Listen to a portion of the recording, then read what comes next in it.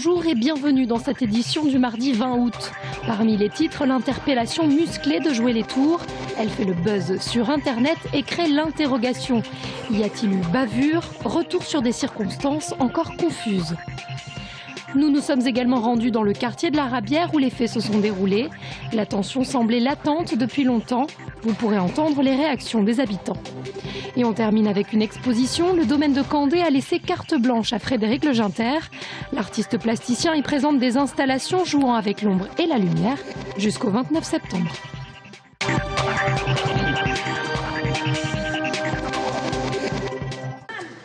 La séquence postée sur Internet dure 8 minutes. Dimanche matin à l'aube, une interpellation musclée a lieu dans le quartier de la Rabière à Jouer les Tours. Sur cette vidéo amateur, 2 policiers tentent de maîtriser un groupe d'individus.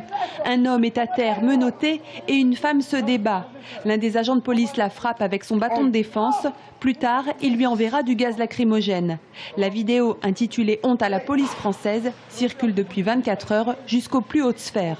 Il faut que là aussi, toute la vérité et toute la transparence. Je n'accepte pas le mot « honte à la police française ».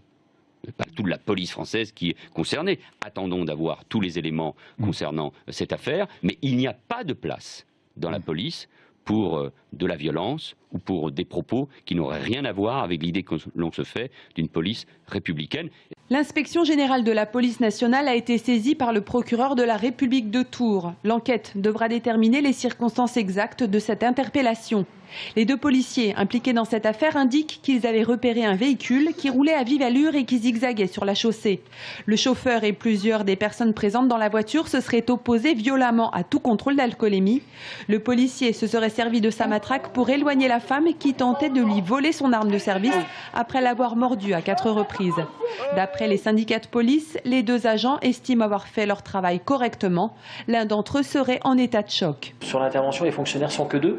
Ils interpellent un véhicule où il y a 7 personnes, dont 3 récalcitrantes.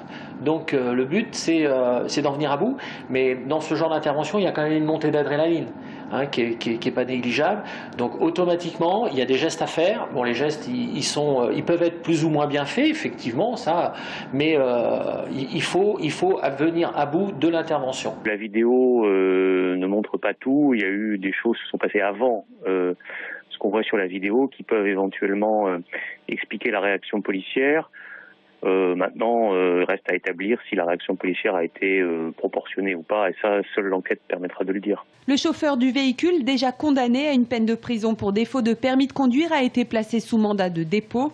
Lui et la femme présente sur la vidéo, originaire du Sanitas, ont reconnu les faits et n'ont pas porté plainte. Aujourd'hui, la police des polices se refuse à tout commentaire sur cette affaire.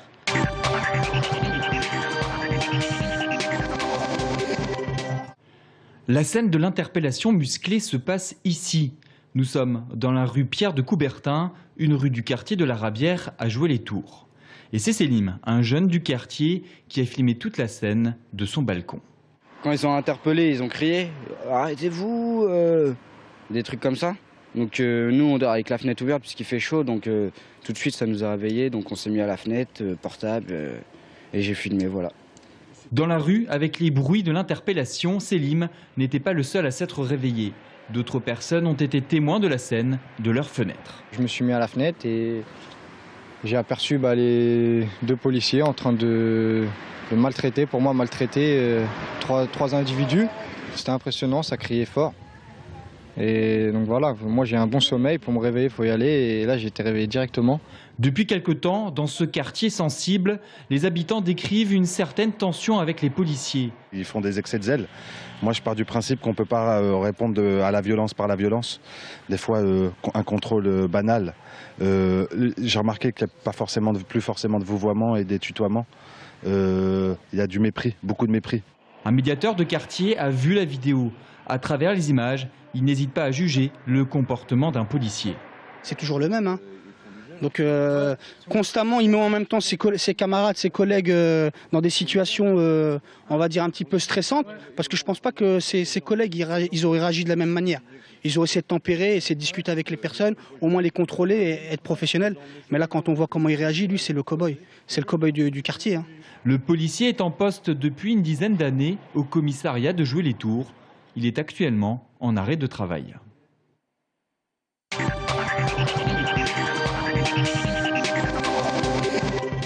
Plus d'1 million de vues sur YouTube. La vidéo amateur de 8 minutes intitulée « Honte à la police française » fait le buzz depuis dimanche. De nombreuses fois repostée sur les sites d'hébergement de vidéos et reprise par la plupart des médias, elle est beaucoup commentée également. Depuis celui qui s'insurge contre ce qu'il considère comme une bavure policière, à celui qui défend des forces de l'ordre qui ne font selon lui que leur métier, en passant par des propos racistes et des injures même entre internautes. Des commentaires qui servent souvent d'exutoire.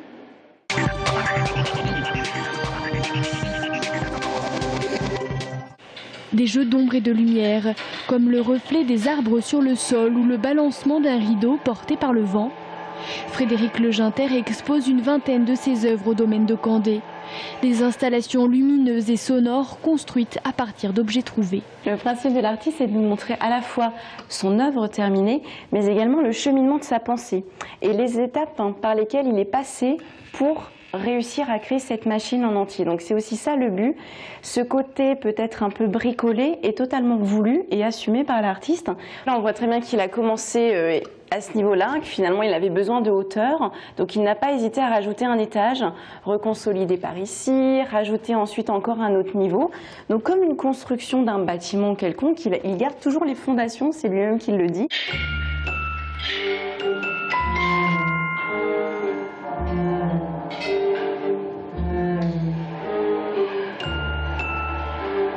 Lorsque Frédéric Leginter est venu à Candé, il a eu un coup de cœur en fait pour les sous-sols du château qui sont restés à l'état brut, qui ne sont pas restaurés, qui ne sont jamais ouverts au public.